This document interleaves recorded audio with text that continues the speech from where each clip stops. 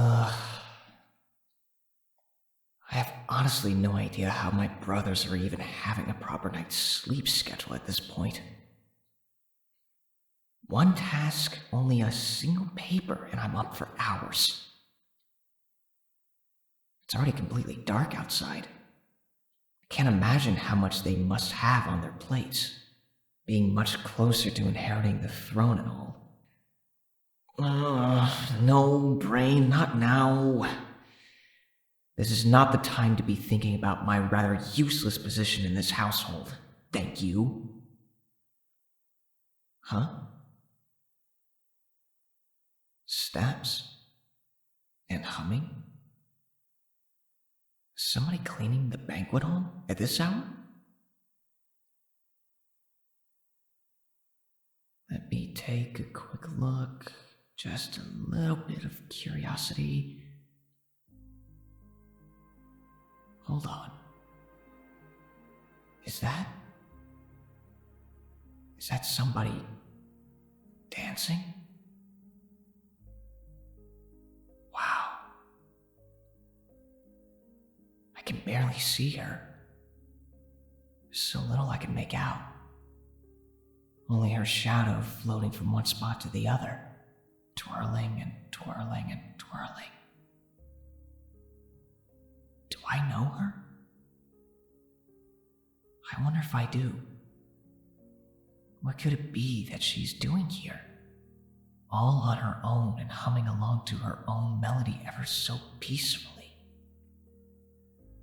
If only girls like her were in attendance at the official banquets, humming with her every step and just drawing me in.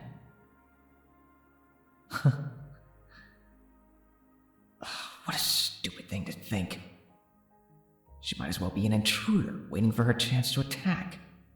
So I might as well watch her a little more. For safety reasons, of course. It's still impossible to make out her features, even from inside the room. Her hair color, her face, everything. I wonder, how many times has she danced here before, all by herself without me noticing? There's not much you can do alone in this huge room. But there she is, not caring about the emptiness around her. I should go. I really should. I bet she didn't intend for anyone to see her here. A pity. I wish I could have stayed just a minute longer.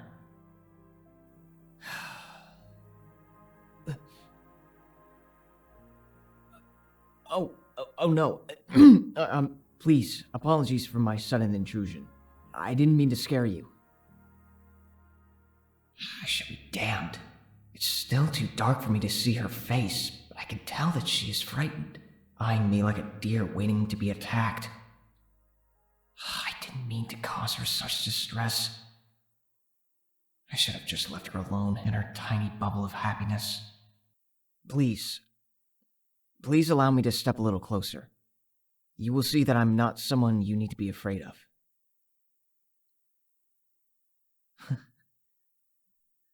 See? My hands? I come in peace. I mean no harm. I was only passing by when I heard you humming, you know? It was rather captivating, I must admit that. But I really didn't come to pry on you or anything. Finally, I get to see who charmed me this quickly. Please, rise to your feet again. I was the one interrupting you. There's no need for such formalities. I'm sorry for making you do this. My uniform isn't making it easier, right? That's better. Don't feel afraid to look at me. Here. Take my hand. I'll help you up. There we go. Speaking of formalities, let me stick to the protocol now as well, since we are officially meeting for the first time. I'm Trenton, 3rd Prince of Everden, 3rd oldest child to the King and Queen, and therefore 3rd in line to the throne. It's a pleasure to be meeting you. May I ask for your name too? What a unique name. I promise I won't forget it anytime soon. Now, how are you associated with this castle? Are you a guest of ours that I had yet to meet? A maid from my sister. That might explain why I haven't seen you around before. You are mostly working in her chambers, is that correct? Then it does make sense. She's not much of a fan of her brothers coming to visit her and entering her room. I swear we're not that bad. Just a little loud when we all come together.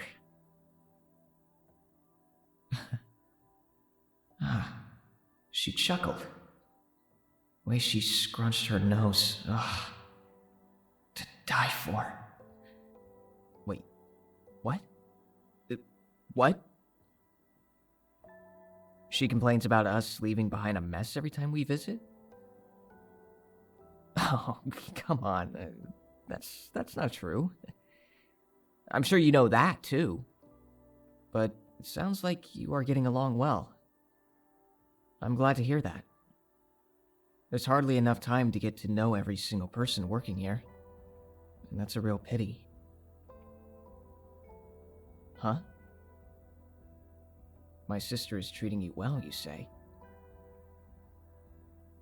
Not that I was expecting anything else, but it still comes as a relief. She's a kind soul, but that also means that you are doing your job well, and I want to thank you for that. Getting up in the early morning hours to help us with our duties and only going to bed after we do, it's not the most enjoyable lifestyle either. And nevertheless, you stay up at night, twirling through the banquet hall at 2 in the morning. I wonder why that might be. You want to feel like royalty? No, please, don't feel embarrassed about that. You really must have been working hard for all your life to feel this way. I don't want to pretend that I fully understand that because I never had to worry about food, shelter, and health. But I really do understand the appeal big empty rooms have at night. They are so quiet. It feels like you can fill them with your dreams all the way to the top and not a single soul in the world would care. Do you do that every night? Walking through the halls, pretending to be someone you are not to escape reality for a minute? So it's the banquet hall that draws you in every now and then. The room with the huge windows lining the wall all the way from top to bottom, and a shimmering chandelier hanging from the ceiling. A room with so much space and unlimited opportunities to use it. I don't think I ever thought about it this way. For me, it's always connected to having to interact with guests that also have authority over us, or hold power. It's always about impressions and pretending, and frankly, I'm not the best at socializing.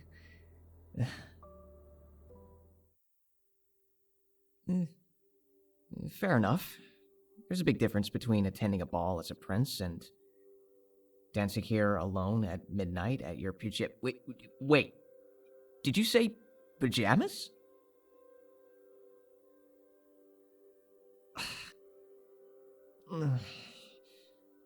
Oh, I'm sorry. I really didn't notice. I am already looking away. No, wait, it's not like I was looking at your clothes, or your body for that matter. I mean, I was watching you earlier, but not like that. I just thought you were really enduring dancing through the room in your little bubble of happiness, and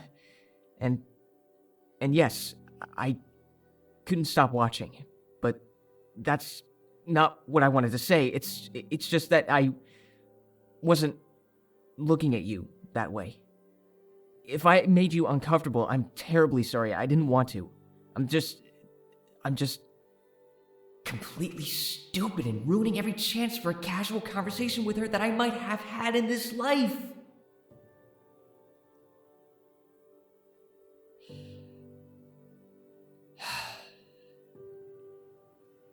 Yeah.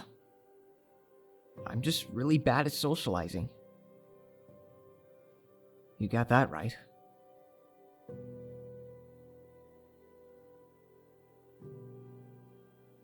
Okay. How do we go about this? It's autumn. How are you not freezing? A nightgown has such little fabric. Let's not talk about that. At least you're wearing your slippers. How about... Oh, I've got an idea.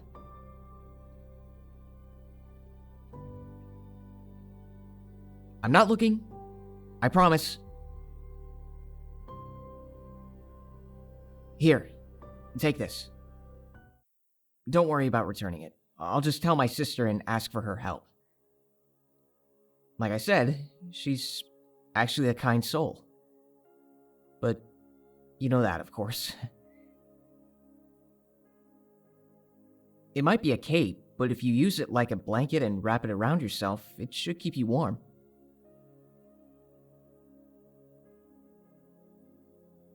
Exactly. Just like that. Turn once more, and it's wrapped all around you.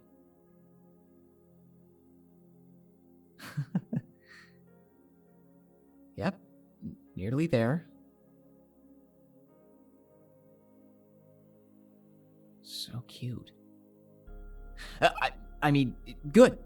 So good, because that's some splendid fabric. Isn't it?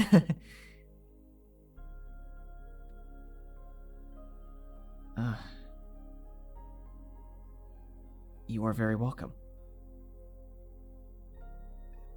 Again, I'm sorry for interrupting your private time like this. I just couldn't stop myself from watching. Never ever had I seen something, or rather someone, like you before. So, I also must thank you for letting me enter your dream bubble. What? Oh, don't worry. I will keep all this a secret. Our little secret, if you may. Just make sure to get back to your room safely, alright? My sister would have my head if she knew that I made you stay up all night. How about I accompany you to the stairs?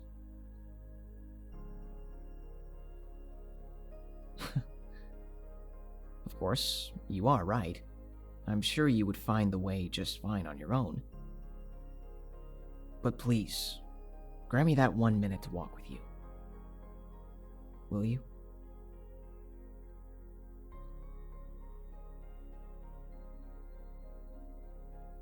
Great. Perfect. Thank you. So, my lady, how about you take my hand and we walk off into the night? Just the two of us.